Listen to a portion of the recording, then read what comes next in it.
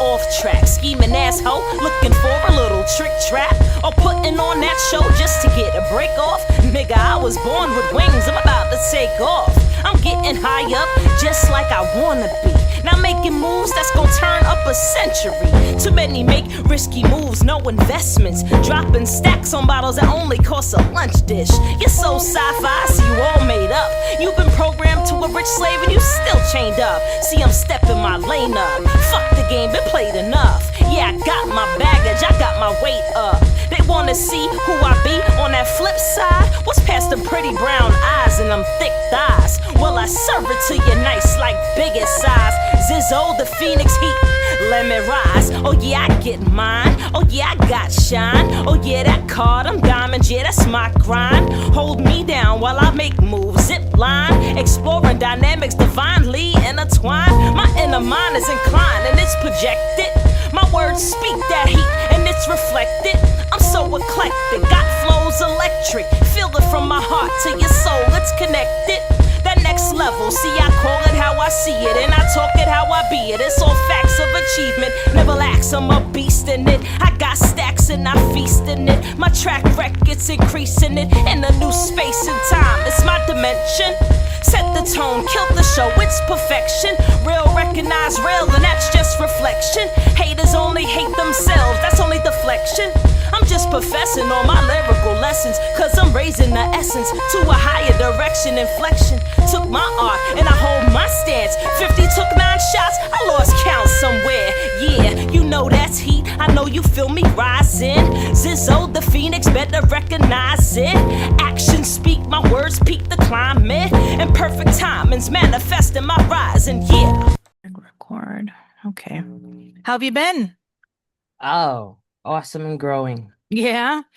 So yeah, you came across my feed with your questions to Bashar, and I was Yeah, like, yeah. "Whoa, this is cool." I loved the way he answered you. I loved how you just kept asking one question after the other, and you had such great energy speaking with him. So I definitely want to dive into that a little bit. But let me give you a brief intro here, Wendy. All right. Okay, so hey everyone, I'm Monica Clavijo, and welcome back to another experiment of. Let's start again. Whoops. Hey everyone, I'm Monica Clavijo, and welcome back to another episode of the Bear Experiment Podcast. Today's guest is a true warrior of light, Wendy Zizzo, also known as Zizzo. At age 21 years old, she faced a stage 4 cancer diagnosis that could have ended her life, but instead it awakened her spirit, ignited her resilience, and set her on a path to inspire thousands. She's an author, hip hop artist, holistic self coach, and the voice behind the empowering memoir Stage 4: A Survivor's Story. Her journey is proof that even in the darkest moments, we can rise, transform, and create a life that radiates purpose and love. Now, today we'll dive into Wendy's story, her music, the spiritual lessons that helped her beat the odds, and even her experiences with the teachings of Bashar. Get ready for a Mm. conversation filled with courage, high vibe energy, and the kind of wisdom that will stay with you long after this episode ends. I also want to take a moment to thank you all for watching and to ask you to please consider subscribing to our YouTube channel. We keep bringing in amazing guests that are helping us raise our spiritual energy and vibration so that we're all always rising to the top, right? With lots of love and abundance. So thanks again, Wendy, for speaking with me today. You're so Um, welcome. Thank you for having me. I'm so grateful that you reached out, and yeah, this is what I love to do. Yeah, So, yeah. You're awesome. Again, I'm telling you, I was like, who is this girl and what is she asking Bashar? But let's get into your all story. right, well, however Uh you want to so go. so we can set it up a little bit so we all better understand who Wendy is. So take us back to that moment in time where you were diagnosed at it was around your 21st birthday. It was actually, so my birthday's in January. I was diagnosed that March. So I had already had the cancer. I just didn't know. And by the time they caught it, I was already in stage 4. What kind of cancer was it? It was a non-Hodgkin's lymphoma. Oh, wow. And So by the time they caught it, already went into my bones. So they were like, oh, they gave my mother a look, but I wasn't paying attention to really any of it. I think me just being ignorant to a lot of the information is what helped me the most because I felt like I had so many more things to worry about. Like my life was so chaotic at that time. So I had so many other things to worry about than all the details of the situation. It was like, okay, this is what I have. All right, what's the solution? Okay, chemo's the solution. Okay, let's do that. I didn't want to hear nothing else. Right. I didn't want to hear how bad it was. I didn't want like I mean, honestly, I was 21 years old, so I was still a baby. And when they said it was stage 4, I was like, okay, in my mind, I'm thinking as a 5, 6, 7, 8. I didn't know that 4 was it. My mom knew, but I didn't know. So when the doctors told us what it was, I had asked, I said, well, what's stage 4? She's like, don't worry about it. I was like, all right. Then I just went back to watching TV. Because, like I said, it was like, what was the point of knowing so much more details about it? The main thing I needed to know was the problem and the solution. And Right. that was it. And overall, I would say my mindset from what I learned later on, because, after going through that, I was in complete ignorance of a lot of things. I didn't understand spirituality to the level that I know it now. Mhm. I didn't understand the law of attraction and mindset. I didn't know none of this stuff at that age. And I really just went into this mode of, well, let me bring it back. When I was first diagnosed, I almost lost my mind. Like I was crying, the whole thing. I spoke about a lot, all this stuff in my book. Um, but a message came to me. Like I had asked God at the time, I was like, give me a sign, something. And this poem came to me. And when I read the poem, that like shifted my mindset. I went from, oh, okay, so I'm good. I could do this. And then I just went full force at, like I said, the solution. And of course, it was not easy. Yeah. That process of 9 months of chemotherapy was brutal.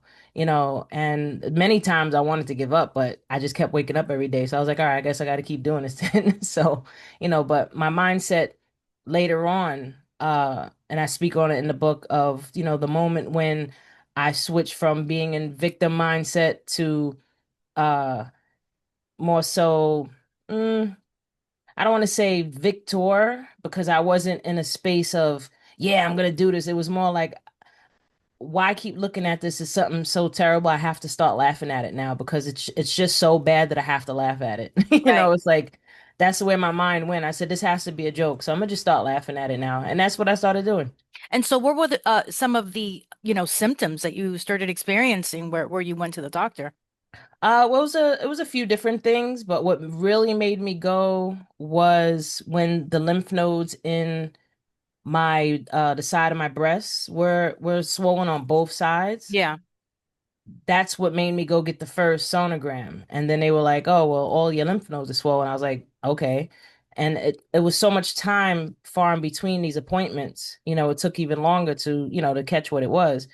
So eventually it went to a biopsy, and then the biopsy was the determining factor of, what it was. Hmm. Then they did the bone marrow biopsy, and that determined what stage. So, that's how it went. But like I said, it probably when I first started going to the doctor, maybe I was in stage 3, and just more And time went and it by. just expanded, right? With Yeah, time, it yeah. just kept spreading.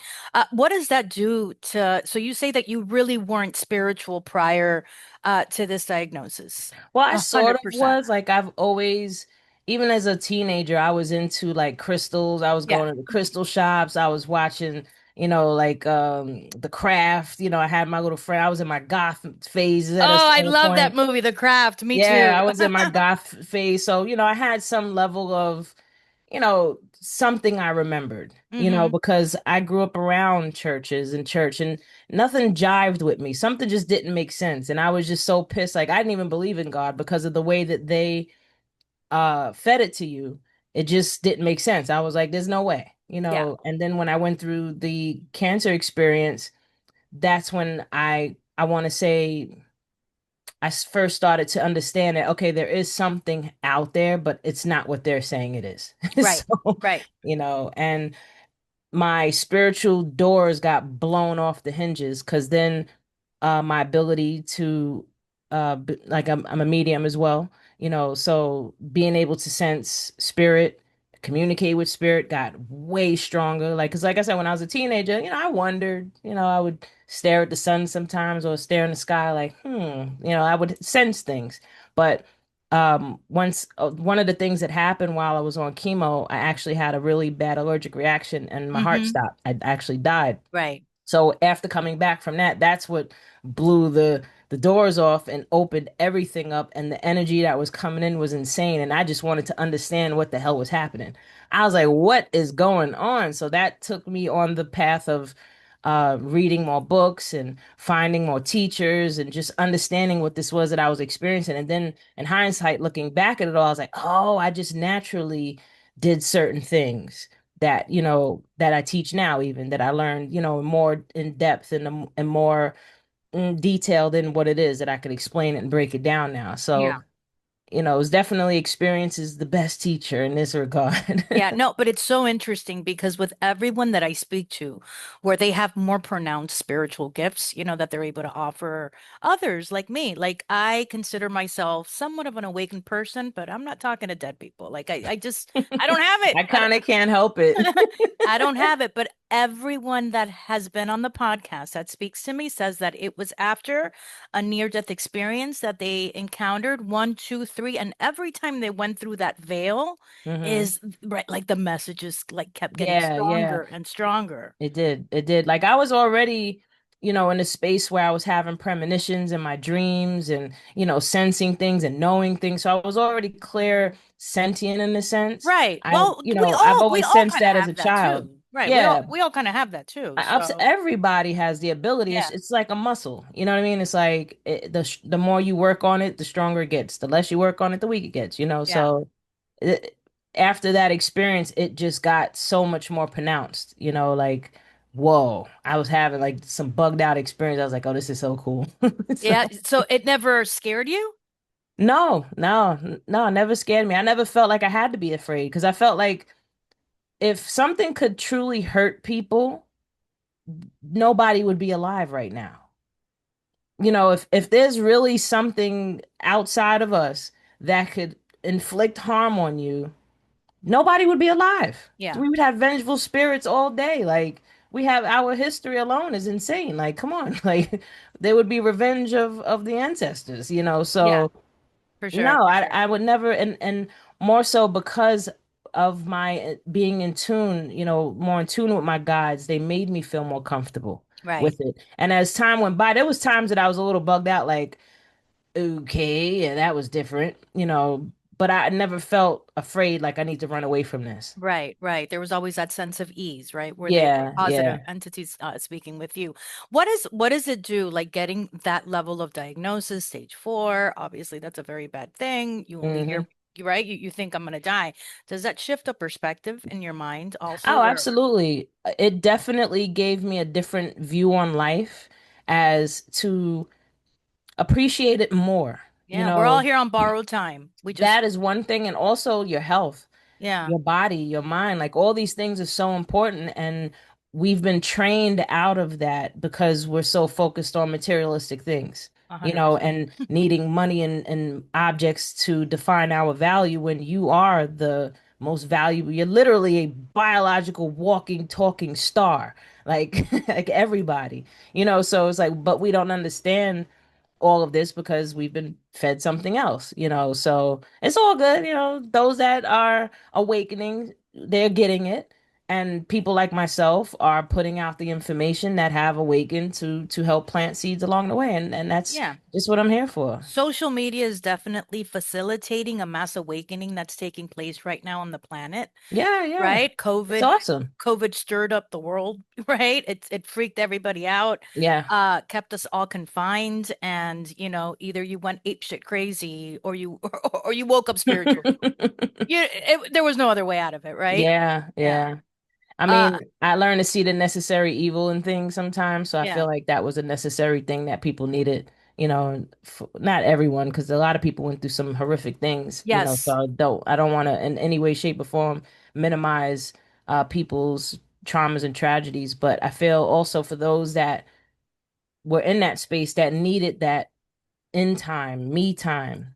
it was necessary. Yeah. Well, it helps you self-reflect, right? And 100%. almost either, okay, if I hate myself, what do I hate about myself so much, right? You Yep, had no choice but to think about it all day long. You were stuck in the house, absolutely. And then going back to those negative experiences, if you're in an unhappy marriage and you're stuck with this person 24/7 now, it's also like, okay, what is this trying to teach me? It's time to make a Well, move. everything is here to teach you something. It's crazy. Yeah. It's like, yeah, we're definitely in a master class because every day is a damn lesson. Yeah. So Yeah. everything. So, With your memoirs, stage 4, mhm. a survivor story. What would readers gain by, reading about your journey and everything that you're sharing in that book? So my intention was to show people that my story, if when people read it, they're like, oh my God, I can't believe that you went through that. I could never see myself going through that. And the fact that you got through something that bad, I'm looking at my life like, okay, maybe it's not that bad. It almost just gives people a different reference point Mm-hmm. to gauge, like, take more inventory of your life, or to see that, hey, if this person can get through that, then I can get through this. Yeah, it's understanding that you're not alone, right? Because that's what Absolutely. happens when you're faced with such a horrible, health scare.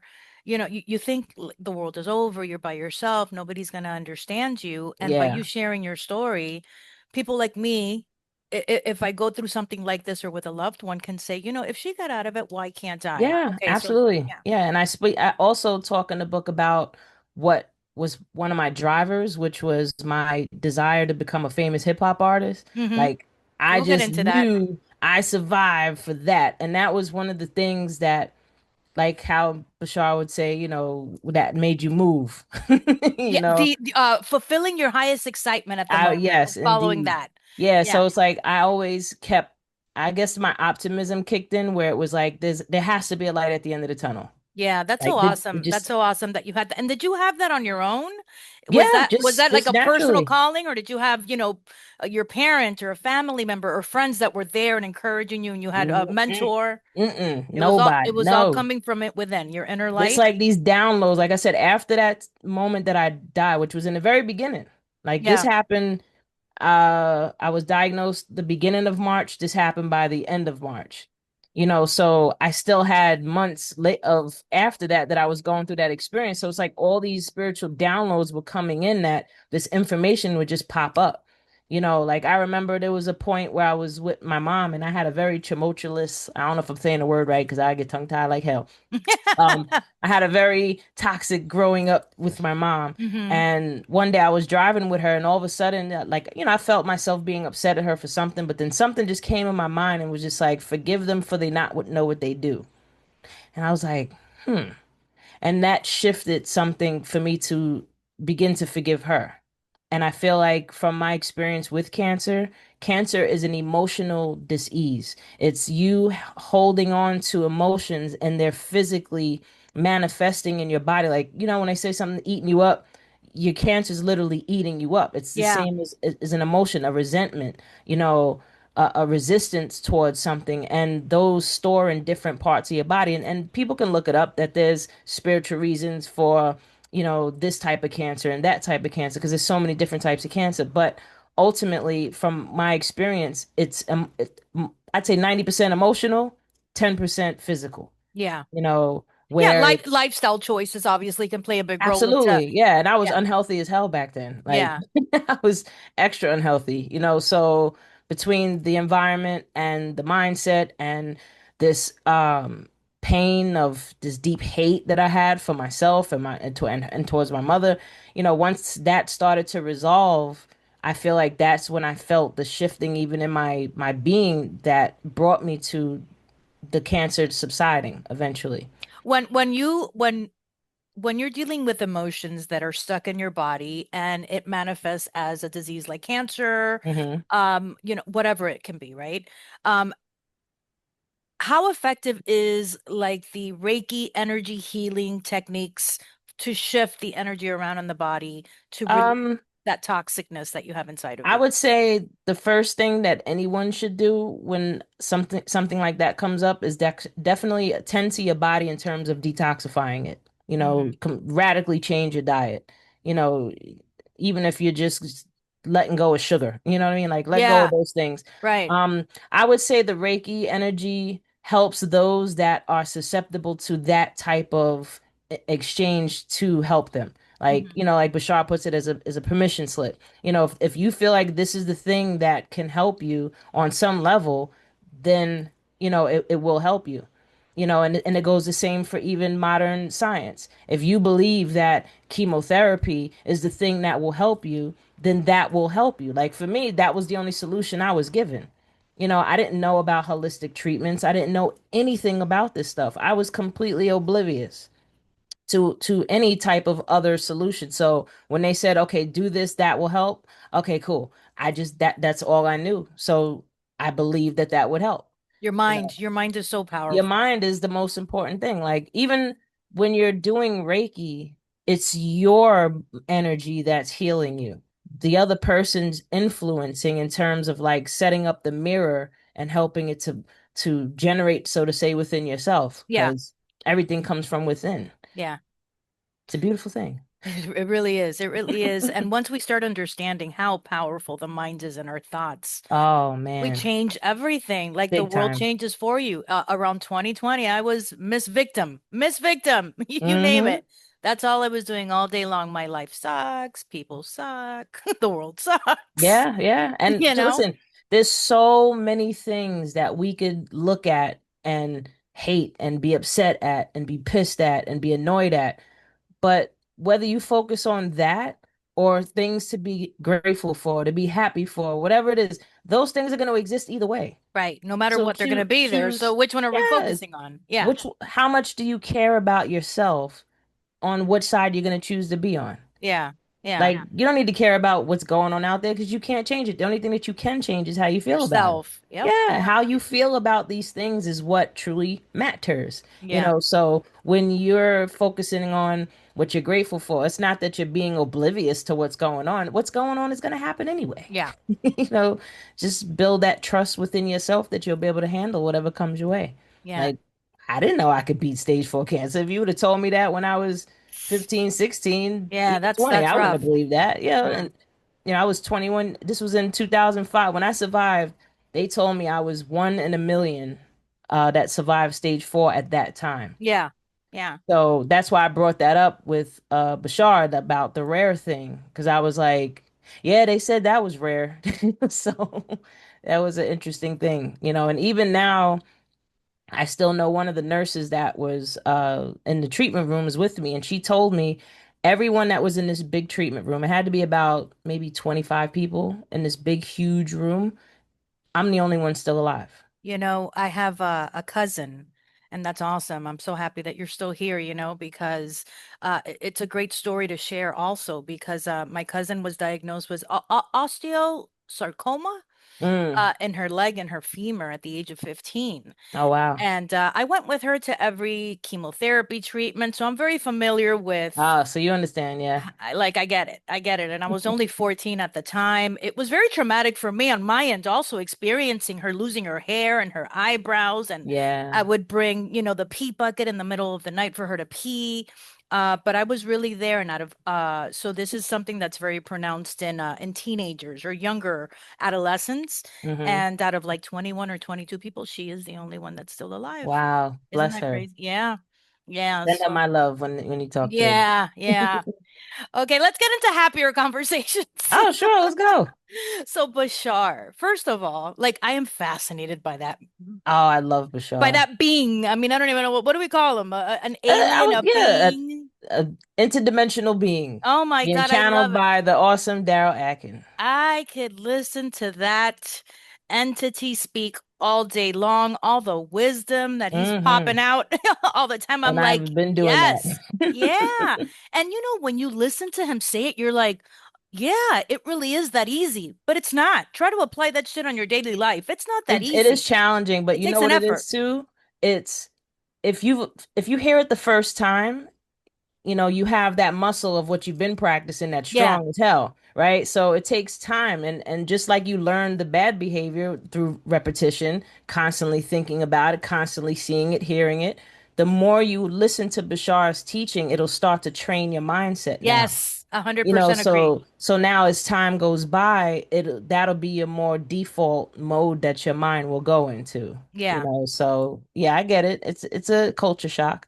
I went through a really bad depression, and he was very instrumental in me kind of Beautiful. reshifting my mind because it was all in my thoughts. It was all playing in my own head, you know? And as soon as I shifted that, it's gotten better. I'm still working on myself, growing on a daily basis.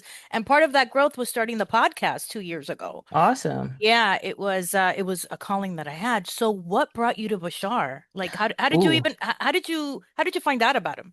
I actually came across Bashar back in 2011, 12. Yeah. And I started watching him then. And I was fascinated, like you, listening to the information. I'm like, ooh, you know, and I would toggle between Bashar and Abraham Hicks. Yes. So I was more into Abraham Hicks at the time, but I noticed that the way that they teach, Bashar is more system, more teaching things by the basic laws and using more, I want to say, scientific terminology in a sense. Mm-hmm. Um, Abraham Hicks is more, she's lighter, she's more airy, you know, more reality in terms of talking about everyday things versus Bashar can break it down in such a more, I say he's the masculine, she's the feminine. Absolutely. Like he's more logical with the way that he breaks down Yes, the information. exactly. Yeah. Yeah, Yeah. he's I more agree. logical, she's the more creative side. So I've toggled between them and when I always wanted to go out to California to go to one of his events because I would see them, you know, I'm watching the videos all the time on YouTube. There was even a time where they took all the videos down off of YouTube and I Oh, was like going really? through withdrawal. Yeah, and then they slowly started to come back. I started, you know, I'm searching all over for him. I was like, Oh, I I didn't know need that. that. I didn't know Yeah, this that. was like in 2015 or something. Like that's what I said. I've been, you know, watching him a long time, and you know, I was getting my mind together. Like, oh, one day I'm gonna go to California. I'm gonna go to California, and then COVID hit Mm-hmm. because he actually came to the East Coast before COVID. I think he came like once or twice, and I missed it. So I was like, oh crap, maybe I'll wait for him to come back, or I'll just go. But then COVID hit, and then it was no more events. And Mm-hmm. I was like, oh man. So when the events started back up again, I want to say 2023, I went, was it 23 I went first? The first time I went was in 24. I flew out to Sedona. They was because it was, Also, recently you've been pretty much back to back because the yeah. most that you did was in 2025. Yeah, I've been there 3 times. I think I did 2023 as well. I got to look back at the years, like my years start to like blend together. You know, but this was my third time in that video. And that's when he came back to the East Coast for the Mm-hmm. first time since like 2019, 2018. He hasn't been on the East Coast in a while. So, when I went to Sedona twice, and the first time I went, I got picked to ask a question. And I recorded the audio on my phone, I just didn't put it out, which I will. And then the Yeah. second time I went back, because it was a 3 day event. He's one of many people that are on the stage giving talk. So it's not specifically a Bashar I event. got so it's like a Tony Robbins kind of event where they Yeah, have like different you got all motivational these different speakers. people Yeah. speaking. You got Okay. vendors. It's an amazing. Oh, I had so much fun there. I met so many awesome people. And when he announced that he was coming to the East Coast and it's just a Bashar event, I said, "Oh yeah." Boop. I bought my ticket as soon as I got the email that it was, you know, it was Yeah. open. So when I went, every time I would go, I would say, "Oh, I'm getting picked." Like I already write down my questions in my phone because I know I'm gonna have a conversation with So Bashar. and how do they pick you? They just randomly, like Like out everybody's of the raising audience? your hand, like you're literally everybody is there's like hundreds of people in there. Everybody's raising their hand, and they walk around, they're looking, and they just pick whoever they want. Oh, okay. And the way I got picked the first time, it was like I practically begged the guy. I was like, "Pretty please," you know. So that was the first time, and then the second time, um, how did it happen the second time? Oh, I was in I'm in the audience and the woman walks past me and I'm like, me, you know, and I got picked. And then this time in Jersey, I was like, I knew I was gonna get picked, but where I sat, I'm like throwing my hand up like this. I'm like, pick me. And the lady saw me. She's like, oh, I picked you just because you did that. I was like, so I was telling the lady next to me, I said, do this, then maybe you get picked. She ain't listen. you You know. go, girl. So you got picked all three times, all three Every visits single that you time I did. went. Yep. It And was then when meant to next, be. Meant to be. absolutely. Yeah, Yeah. You were yeah. meant to speak with him. 100%. 100%. Yeah. Oh, hell yeah. Yeah. And that weird dream I had like a few months before the event was like, Oh, with the T-Mobile and yeah, yeah. girl, I was listening to that. I was like, the way he broke it down Oh, for I you loved it. I right needed that. after, I was like, all right, this isn't bullshit. This isn't Yeah, bullshit. I needed that so bad because I That was in guy that broke it space. down so easily, so logical, right? Like, where you're just like, how the hell did I not see it that way? Totally didn't. No, no, and I really was like, before he even explained, I go, what could it mean? What could it mean? What could it mean? I would never have thought about that. And you're moving, and that's why you're mobile, and you're gonna be, Yeah, and you're like just like, holy shit, that's cool, you yep, know? that was so awesome when he said T-Mobile. I was like, oh, mind blown. Yeah. Even when I go back and watch the video, I'm still, you So do know. you journal your dreams so that you remember them? I try to. I really try. It's hard because I have to get up, wake up, go to work. Yeah. I don't get the slow roll like I do on my days off. Oh But yeah. I try to. Sometimes I write them in my phone. Yeah. But it's the most poignant ones will always stand out. I won't forget them like that one. Yeah. Right, right. And so tell me, was there when he channels him that he Ooh. enters his body, is there a shift of energy Yes. in the room Oh that you my feel? God. Oh my God. So the first time I sort of felt it, like I was real far back the Mm-hmm. first time from him in the room, but like it was a bigger I was about the same size, and I felt the shift, like it just makes you happier, like I just got suddenly happy. But this time I really felt it, like I was sitting there, and when he channeled, I felt the energy shift so much I started yawning. Like I yawn whenever I raise my vibration. Put it this way, whenever you're raising your vibration, you yawn. Okay, I haven't Like heard that. because if you think about it, people say, oh, you're yawning because you need more oxygen. Okay, so if you're pulling in more oxygen, you're shifting yourself from this low, tired vibration to a higher, more energized feeling. Because the point of yawning is to bring in more oxygen to wake you up. Okay. So it's the same thing in terms of frequency. Oh, Because you're okay. feeling low frequency, you're tired, then you yawn, you're like, okay, I got a little bit of energy. But I'm sitting there and I felt the room, like I even got the goosebumps, and I was like, ooh, and I was just so happy. And after the event, I felt like I was $1,000,000. I was like, if this You is, were all energized, oh right? my You're God. And he Yeah. says that there's like 3% of his energy coming through Daryl as he channels. Okay. So if that is what Bashar's, frequency is at 3%, oh my God, I can't wait to feel it at 10. Right? That would Or, be or even magnetic. 50. Like, what would that be like? I might try to fly or something. I might levitate. I don't know. Yeah. Have you tried to contact him on your own now that you've had that contact at an event? Um, I would say a lot of times when I'm in my meditations and Mm-hmm. I'm taking in guidance, I ask, am I speaking to Bashar, or because sometimes I think I'm crazy. I do. Like I wonder, but Me, then I even right learned here. Me more too, about girl. no, but you know what? Actually, I took this class and there's a book out called oh crap. They scientifically proven that mediums and people sensing this energy is real. Like Mm-hmm. they were able to actually prove it. So once I read that book, I felt less crazy. So Mm-hmm. now when I'm hearing, this tuning, I'm like, is that Bashar's energy? No, there's a lot of guides around me. I'm not sure if Yeah. that's It doesn't necessarily have to be but him. overall, he always says that you're speaking to your higher self through him anyway. Right.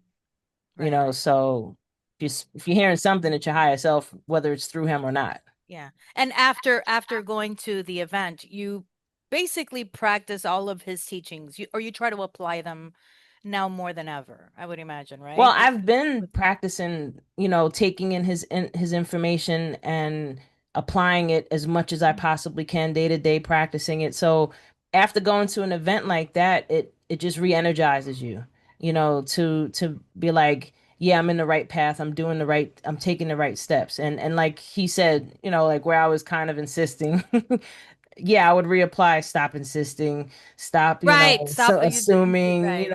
So yeah, I will No say it does no expectations, no insist. expectation. Yeah, So now I hard. got a video of him literally telling me to do that, like me, Girl, play that. you Play know. that all the time whenever you're doubting Yeah, yourself. yeah, Absolutely. exactly. It's not like I'm listening to him say it to someone else, like he's literally saying it to me now. I'm like, Yeah. okay.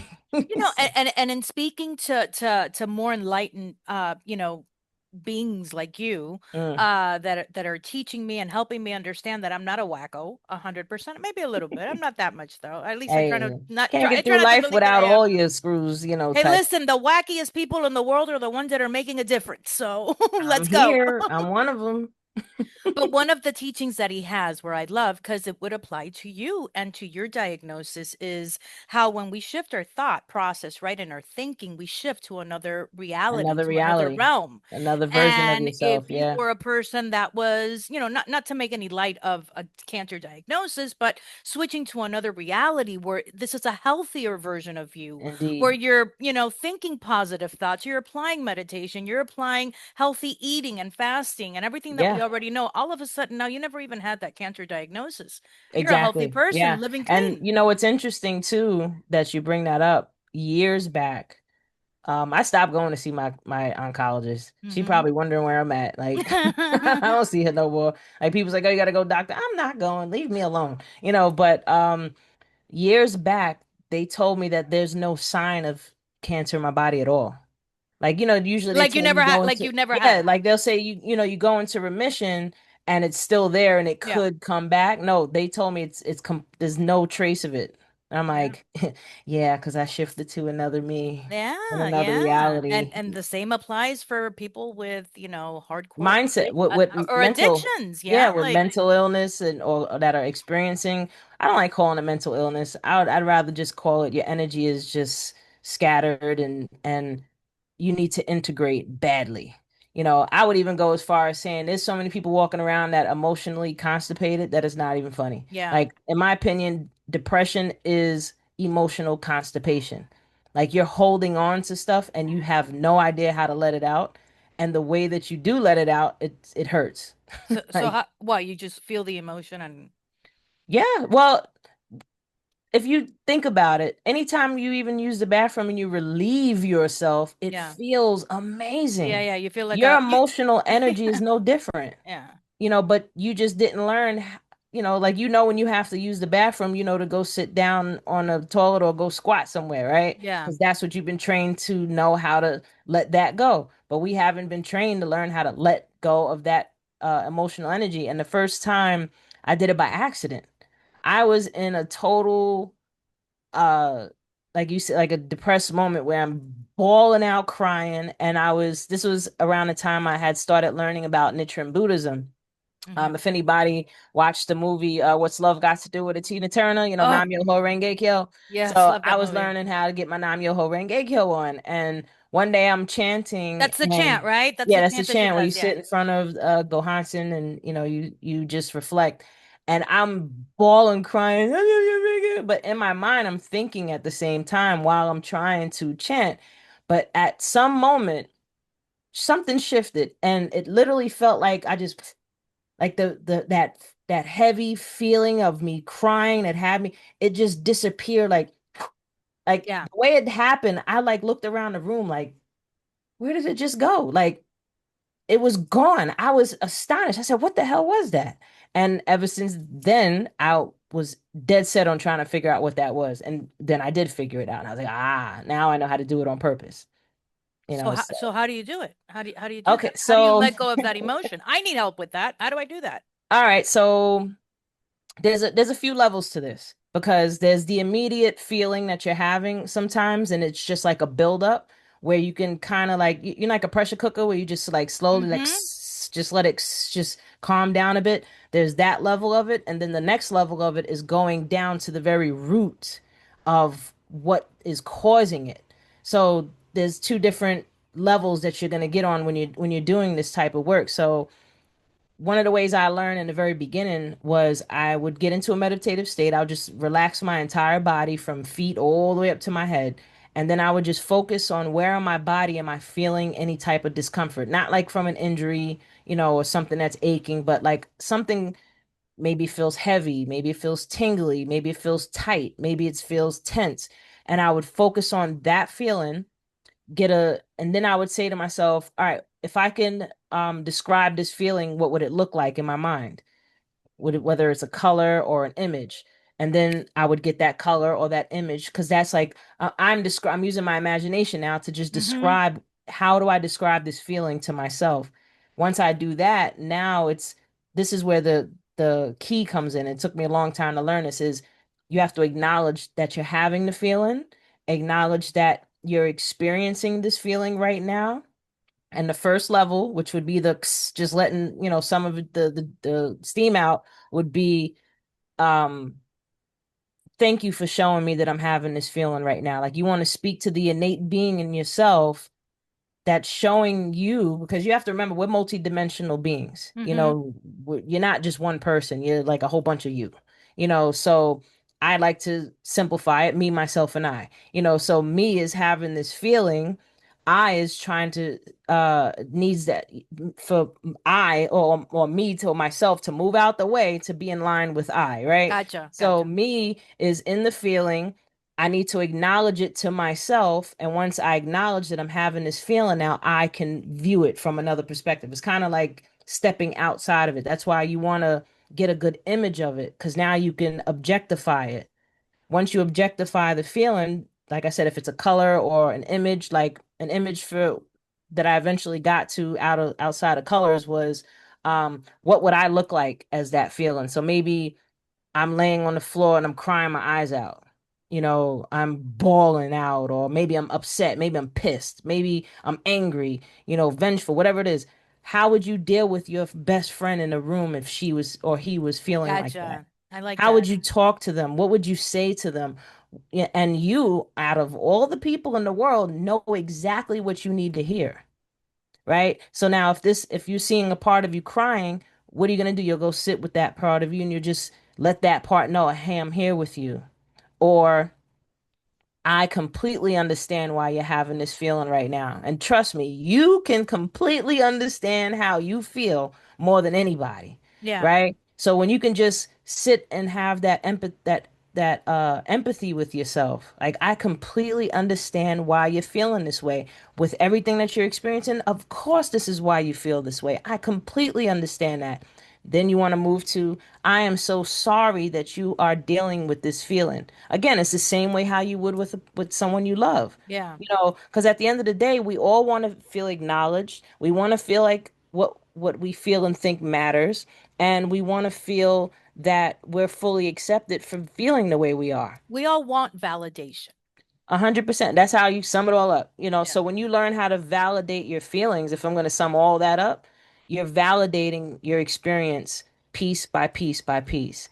And that's why I said it'll go from one level to the next. Because if you just want to just to calm yourself down, you'll just acknowledge that feeling, give validation to it in that moment. To get to the deeper part of it is when you start asking the questions like, when was the first time I ever felt this?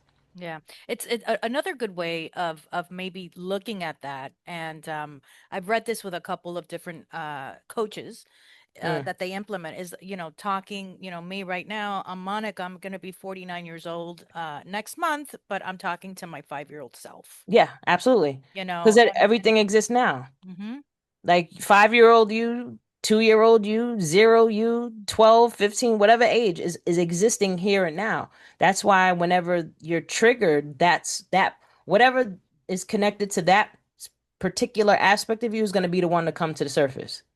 So, that's going to be the primary one. That's the one that's activated, so to say. yeah, So once that one is activated, now you want to deactivate it.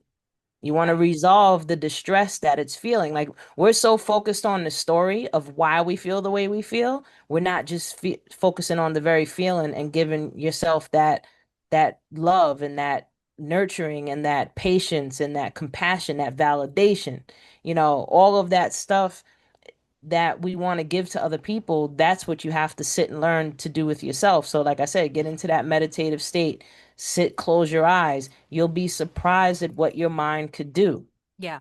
Like for real. One of the hardest things I believe, and I can share for me personally, is self-forgiveness. And I think that Oh, all that plays huge, into this. huge. So, not that I've gone out there and murdered somebody or anything like that, but why is it so difficult for us to forgive ourselves, yet I can forgive you for doing something shitty to me? Well, it's learned behavior. That's one. Two, not again understanding like everything I just mentioned about that whole process. That is a process of A self-forgiveness. 100%. That's why I bring it up. Yeah. Like that's literally what self-forgiveness is because you want to acknowledge yourself. Like I just posted a video about this, I think yesterday, saying that I don't believe in forgiving people, and I don't Yes, I mean saw it. I saw it. yeah, I like saw it. and it's not that I don't believe in forgiving them. I believe that the first person you should be focusing on forgiving is yourself. Yep. I Forgive saw it. yourself for how you're feeling. Like we hold on to things and we're holding on to it and we don't know why we're holding on to it. So you want to forgive yourself for holding on to it because you're like, I didn't know that I could let this go. So you Yeah. want to forgive yourself so that you can let it go. Mm-hmm. So that in my opinion is the most important thing is self-forgiveness. Like I couldn't agree with you number more. one, and taking full responsibility and being Yes. 100% brutally honest with Own yourself. it. Own your A shit. hundred Own percent. it. Own it. No matter what anybody thinks, And own this is it. why journaling winds up being a great tool because to get brutally honest with yourself, sometimes you got to write it out. So how I do feel you like how do you I'm how do you do it? I know that you wrote a book helping us journal Yeah, as so well. the book is called The Secret Power of Journaling, and I speak on how to use journaling as a way for mindset training and loving yourself. So, say you're in that depressed moment, right? You're feeling effed up. Write it down. I feel like I ain't shit. I feel like whatever it is. Be brutally honest. Yeah. When you activate that feeling, when that you feel like you want to cry now you could sit and start taking those other steps. Get into that meditative state, connect with that feeling that you're in right now, and start to resolve it. And every time you start writing it out, you're helping to activate it to bring it into to reality, into your present. So now you can work on it. So that's why writing is a great tool because it's also connecting your mind with your hand, which is bringing you and keeping you in the present moment. So like anybody that understands EMDR, Mm-hmm. what they use in psychology and therapists, EMDR, the point of it is that it keeps you in the present moment while your The mind that's is the going tapping, into right? no, that's EFT.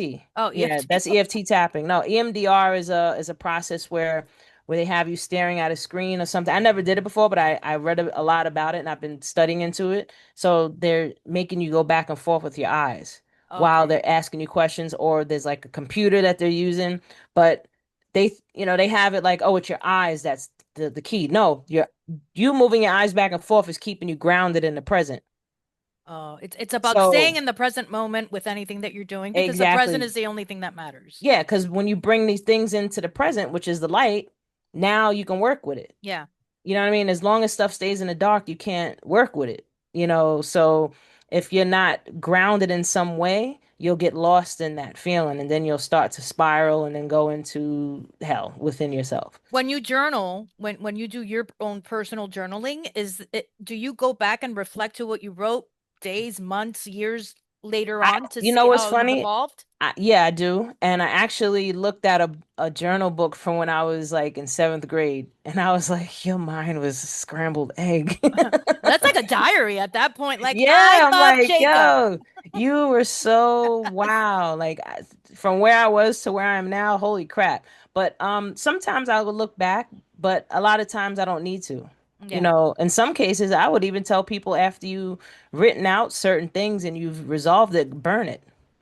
You right. know, And let it don't go even that keep way. it, release it completely, Do you feel that when you start writing, journaling hmm your thoughts or whatever emotions it is that you're feeling at the moment, and you get into kind of like that meditative state where you're releasing so much emotion that it's you channeling your higher self and it's coming through on paper? I would say the love and support that starts to come in to help you work through that is your higher self. Okay.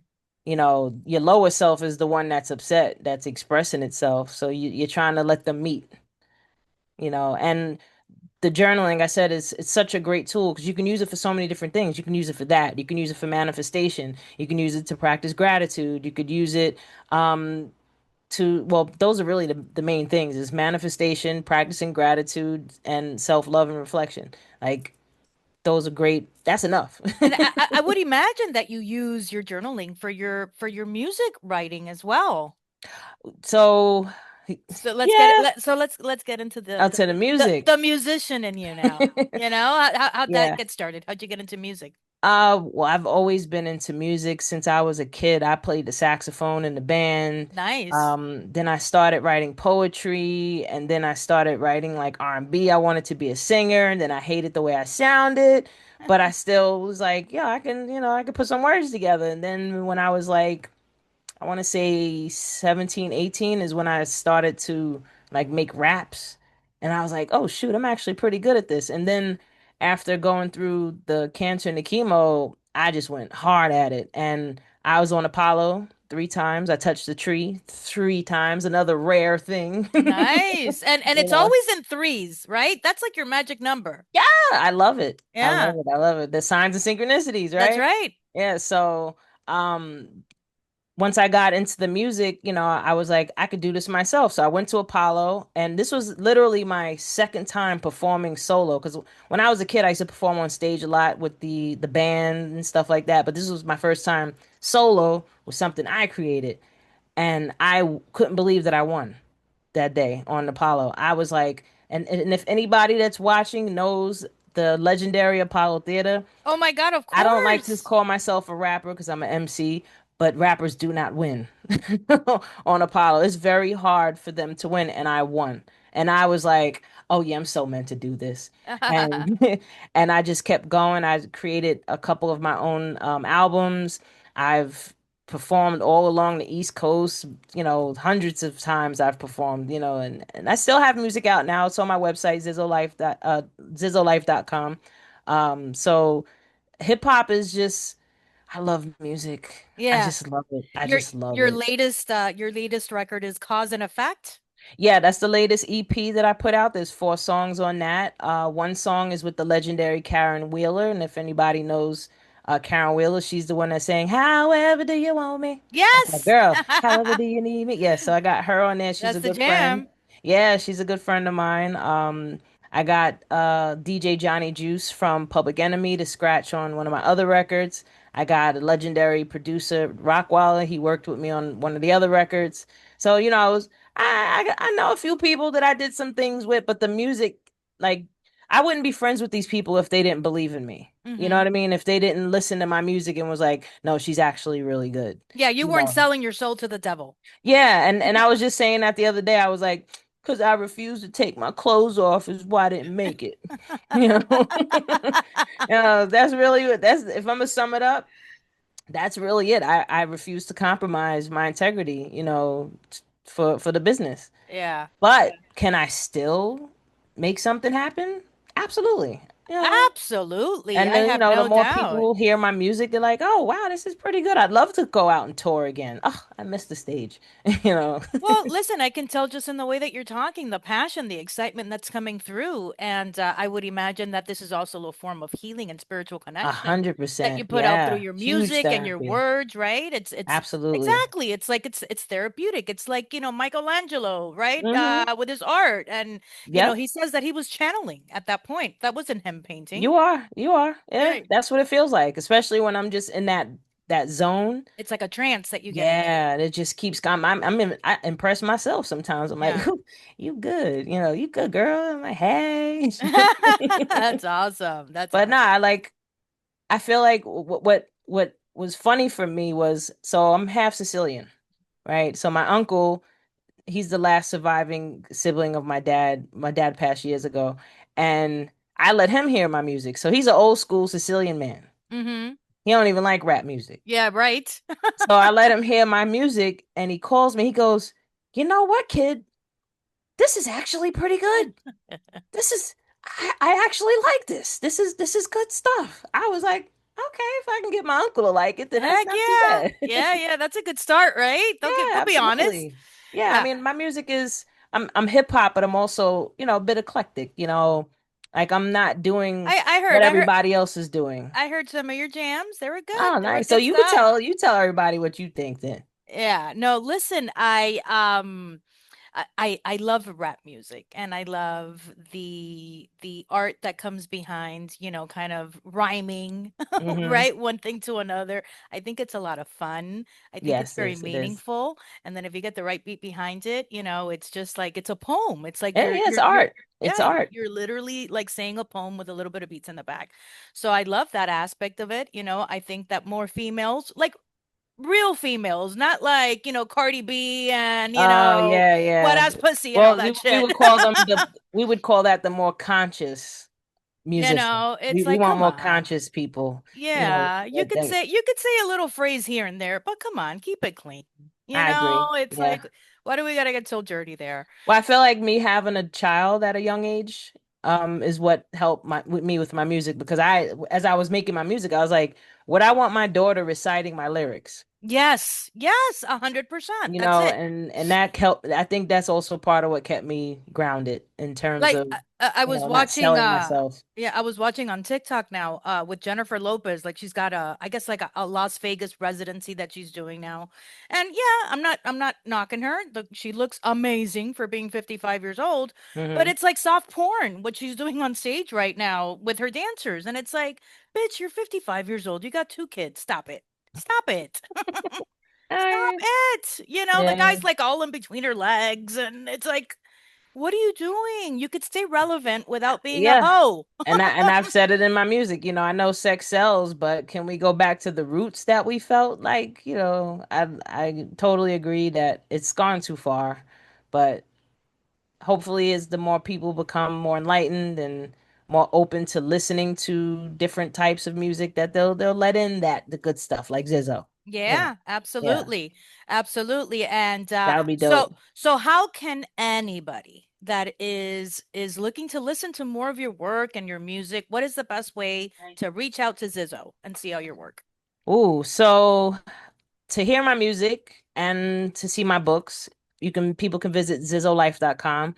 I had to separate everything because I had everything on one site, and one of my friends was like, "You got too much going on one site." So zizzolife.com is where you'd find my books and hear my music. And manifesthappinessnow.com is the site where, it's more about the self-love. I'm actually about to release the product that I spoke about on the Bashar video, which is Mm-hmm. my posi balls. This is them here. Oh yes, yes, yes. I heard Yeah, that. I'm Yeah. so excited about these. So So it's that's like channeling and then you get an answer, right? well, yeah, so there's stress balls. You could squeeze them, right? Mm-hmm. But there's affirmations there's 12 sides. So on each ball is unique. So these two, I like to roll these two together. And like if I roll it now, let's see what message would be for today. Oops. I am where I am, and it is okay. I am complete. Yes. And as long as I keep rolling, my health is my wealth. What about you makes you grateful? Being able to have this moment here with you right now. Yes, girlfriend. Yeah. Yes, love Roll it. them again. I roll them again. I always have more money. And what about you makes you grateful again? That I always will have more money. That's making me grateful. Mm-hmm. But the point of these is the more you roll them and you read these affirmations, like you start to feel better and better. Yeah. Like when I first came up with the idea, I was in a meditation. I just finished a holotope with Bashar. And then I was, after that, I was just meditating. And this idea for this ball came up first, which is the action ball. So you know how he says follow your highest excitement to the best Mm-hmm. of your ability? Mm-hmm. So this ball is like you roll it. Say you're bored, you don't know what to do with yourself. You don't know. You just roll. And if something comes up that you feel like doing in that moment, you just do it. So like the first roll would be tell someone you love them. Okay, if you like, I don't feel like doing that. Roll it again. Tell yourself you love you. Yeah, okay, I love me. All right. So now you're following your highest excitement at that moment. Because he says that following your highest excitement doesn't have to be this huge, big goal. Right. It's Right. really just following the next thing in that moment that will make you happy, even if Right. it's just a little bit of happiness. So roll again. Clean something up. Do I feel like cleaning right now? And you might look around your room. All right, fine, I'll go clean up. But if you're like, nah, I don't want, roll it again.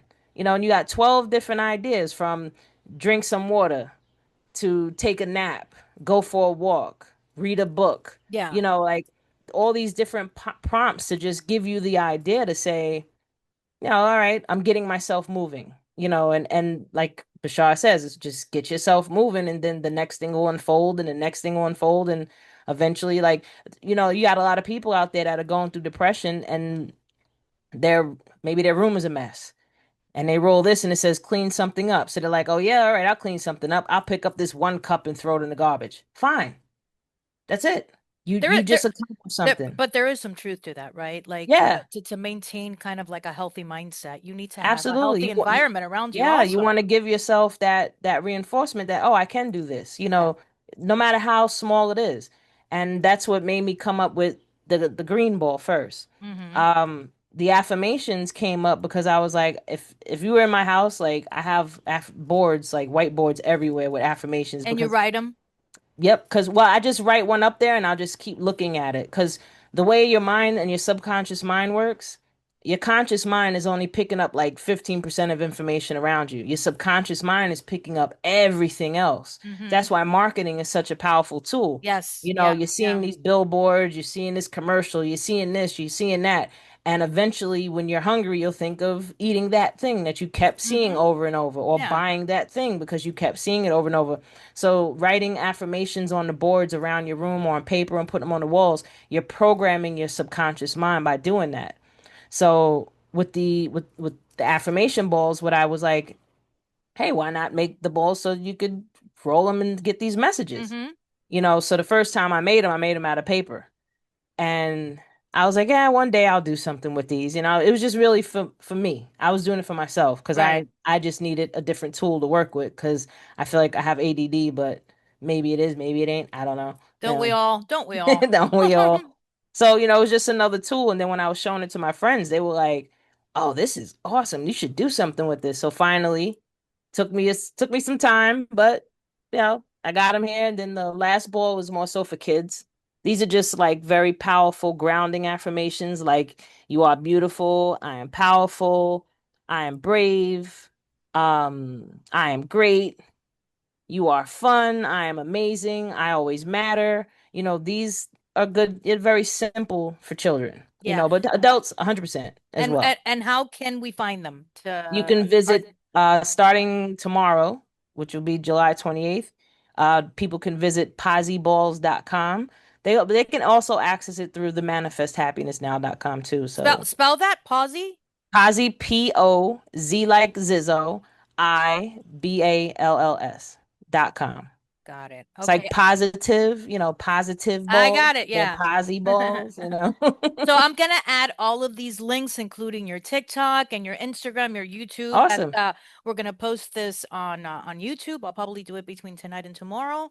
The entire episode, everything that we're talking about. But I'll add all the links so that people can easily find you, Awesome. and continue Yeah, and following I your do work. sessions with people that need help with the integrating process, with the guiding. If you do need guidance with doing the process I explained, I am open to sessions with people as well. So, send me a, message. Awesome, awesome. So let's call it one final wisdom advice Go for it. from Zizzo, like for anybody that's currently facing life's biggest challenge, or in a state of depression, or resisting letting go of certain negative energies that we have within ourselves, stress, Mm, right? Anxiety. I know I suffer from anxiety like crazy.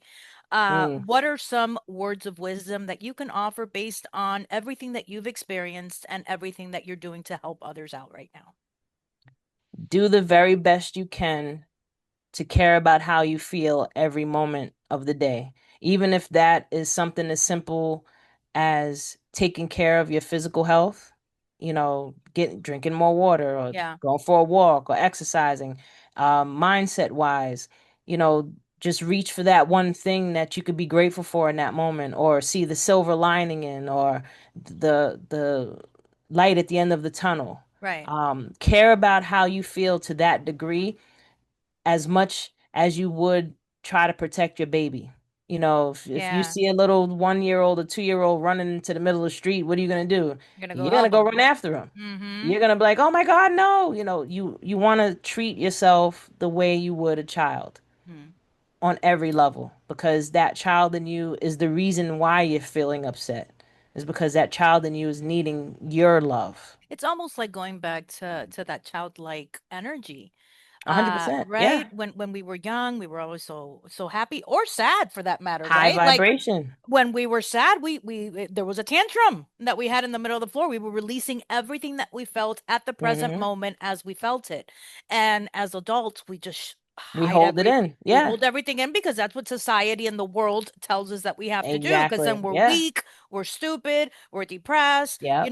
and we have to say fuck it, fuck Yeah, it, you do. Go, go. You have to. You have to be real. And if, I have definitely a potty mouth. I definitely try to behave myself, but caring about the way you feel will drive you to do the journaling. Yeah. Will drive you to doing something different with the way you think or making different choices, recognizing your mistakes and now making a different choice without blaming and beating yourself up. Shame and guilt is one of the worst No. diseases that we can ever Yes. have, Oh my God, and yes. we are riddled with it because society has taught us to be shameful and to be guilty. And there was a video that Bashar had said, I caught a while back. He said, if you're feeling guilty because you think you're a bad person, the very fact that you're feeling guilty means that you're not. Because people that are bad, they don't feel guilty. They don't care. That's a great point. They don't That is care. true. That's Yeah, true. so Ted Bundy didn't feel guilty. not at all. Not at all. So it's really trying to do you. Let me not say try, because Bashar be like, huh? What? Do your Say best. it again. Say it again. Exactly. Do your best every day to take one step in the direction of caring and loving yourself. Yes. That's so important. Like self-love sounds like such a cliche thing to say, but it's so important. It is. It's So so important. important. And something else that I have been thinking about doing, and you brought it up, and I'm taking it as a sign, is buying little boards to put around my room Yes, so do that I it. can start writing. But I was like, this is gonna look so cheesy. But I'm like, Oh well. nobody comes to Use my different house anyway. colors. Like, who Make cares? it even better. Use all different colors. Make it And fun. put one in the bathroom, Yep. put one in my room, put one in the Hmm. kitchen, and just write something motivating, something that's gonna move you that day that you're feeling, and apply it. Yeah, Right? and Because and they sometimes when change. And yeah, they change over right. time. You might come across something else. You're like, "Ooh, that resonates. Let me erase this one and write this one now." I used to put them on my bathroom mirror so I'm brushing my Yeah, teeth, I'm little reading them. post-it stamps. Yeah, Yeah. post it on my refrigerator. I'd have them in my car. I have them in my computer. Like right now on Hmm. my computer, I have post-its all over the place. Like Yeah. I really do. Because like one of my favorite ones, like whenever I come across something that really resonates, like this one, right here and right now is what my life is, and it is good. I'm grateful. And that will center me. Say if I'm over here stressing, thinking about whatever it is, that will center me because I'm like right here and right now, this is what my life is. And if this is what it is, it's good. There's something good about it. I don't know what it is, but it's good. Right. I haven't figured it out right at the moment, but it'll come to Yeah. me. Yes, it's there's always something good about it. Like Yeah. always. Like I can look back at, dealing with cancer. I can look at it now and be like, I'm happy I went through that because it helped bring me to who and what I am now. And I Yeah. love myself, so I Hmm. had to go through that. And Bashar even speaks about validating and devalidating your steps. You Hmm. can't devalidate any step that brought you to where you are because Right. now you're incomplete. Right. You know, and this is where self-forgiveness comes in again. Yeah. Because if you made a mistake that you felt like was so detrimental and so horrible that you want to forget about this thing, no, you have to give yourself grace. I made this decision because at that time I thought that this would benefit me the You most. you you didn't know anything You better didn't at know that any better. moment, Yeah. and now you do, and that's the lesson. And And that's and and even if you knew better and you still did it, you forgive yourself anyway because again, you're you human. thought you, you're human, and again, in some way, shape, or form, you thought that making a decision that you were going to make would benefit you, and it didn't, and that's okay. Well, next. well, maybe the benefit is and the lesson that we learned that it was the wrong thing to do and we're not going to do it Bashar says again. that too. He says Yeah. sometimes you'll be in a situation just to know that you don't want that situation. Yeah. Yeah. So Yeah. sometimes it's just that, Well, so yeah. I'm definitely going to look into his website to see when he's on the East Coast again. Oh Oh, I man, got I to see can't that, wait. man. It might Yeah. be next year. I think they're gonna do it again next year. Yeah, I definitely want to go to one of those conferences Or and just I think that he might be doing Sedona again in September. yeah, it's a great way to meet, like-minded people like Yeah, yourself yeah, and just kind absolutely. of like, building that tribe that I'm looking for as well. People My that light tribe. yeah, people that just understand me and don't think I'm a whack job. I know a lot of people have criticized me for everything I'm doing here, and at first I was very embarrassed, and I would be like, "Shit, is this corny? Is this stupid?" Ah, I No, I'm totally get no, it. no, I'm just like, Totally I get don't it. give a shit. Listen, they've been calling me a weirdo since I was a kid because I was the one that wanted to go draw and paint, and I had birds and I had hamsters, and I was just a little weirdo. Yeah, And everybody else was cared about their Jordans and their yeah, clothes and their yeah. hair and Their bags and yeah, their yeah, bags. Like I was like, I just want to draw. Like I yeah, want to do because I also draw too. yeah, So and paint. So like I was more focused on that. So and when I look at it now, the ADD part, I was just so energetic, like yeah. just bouncing off the walls. So the other kids looking at me like, this girl need to sit her ass down. So I get it, but I'm not a weirdo. And even if I would to say I'm a weirdo, then I am a weirdo. And I love being a weirdo That's fine. because Exactly. That's who you I'm are. one of a That's kind. that's what makes Zizzo Zizzo, right? Exactly. Like Limited edition. that's right, girl. Well, thank you so much for speaking with me. This has been so enlightening. I feel great Awesome. talking to you, and I got that Thank energy you. from the moment that you spoke to Bashar. I was like, "Who is this girl?" Like the way you were just asking the questions. You were cute. You were funny. Thank you. Charismatic, and I was like, you sensed that there was like a flow in the dialogue there, and Hmm. I don't know. It was just like, I didn't listen. even realize it went as long as it did. I was Yeah, like, cause oh crap. cause you were like, and here's another question, and here's another question, and he said, I was I like, you mean, go, in the back girl, of my mind, I'm like, I'm own gonna the get my stage. money's worth out of this. Let me get my money's worth. You know, Yeah, no, I but listen. they were great questions because they were very detailed and I don't know, it listen, it answered something within me, so That's all that matters. yeah, Like there yeah, was certain things that when he asked me, I was like, because at first I wasn't gonna say anything about what my permission slip was. That's why I just specifically said, yeah, my permission slip. And the second time I spoke to him, I spoke about exactly what my permission slip was, and he just explained to me that I was recalibrating and rewiring my brain. And I was like, oh, okay, that's cool. So that's why this time I didn't mention the exact permission slip, but then he asked me. What is your permission slip? What is it that you're actually doing? I was like, oh, you want to know? Okay.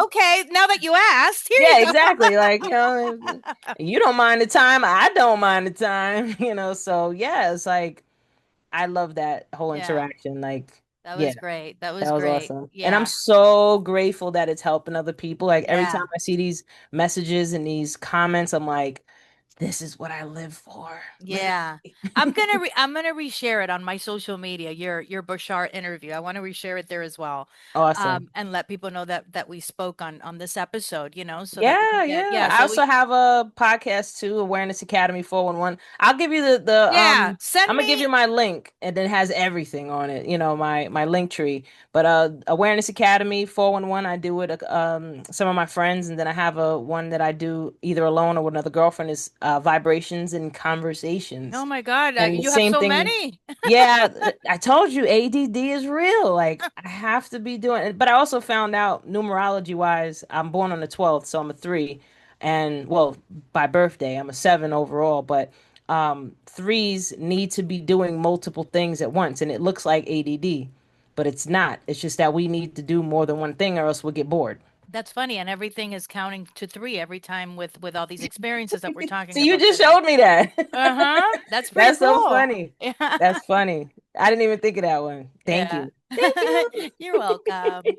All right, honey. Well, thank you so much for taking the time to speak with Oh, me. I I loved it. loved Thank you it, for and inviting me. I'll email it to you as soon as I post it, that I clean it up a Absolutely. And little if bit. you ever I'll want me to come back again, feel free. I heck love it. yeah, let's Yeah, do let's it. do it. Yeah, let's do it. I can put you, we can go through a session with you live. Okay. Yeah, That would I be would cool I if you would want. totally be open to doing something like that. Awesome. Yeah. That'd be great. So thank you so much, everyone, and you, and I hope everyone enjoyed this time. Yeah. Well, everyone, thank you so much for tuning in to the Bear Experiment podcast. Zizzo, I'm your host, Monica Clavijo. I'm feeling so great after talking with you.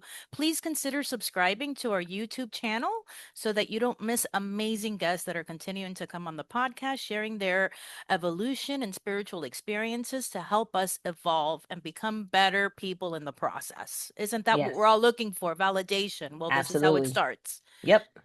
All right, honey. Well, Great. we'll talk, okay? Have a great rest of your Sunday and weekend. Yes, ma'am. Same to you. Peace. Bye-bye. Bye.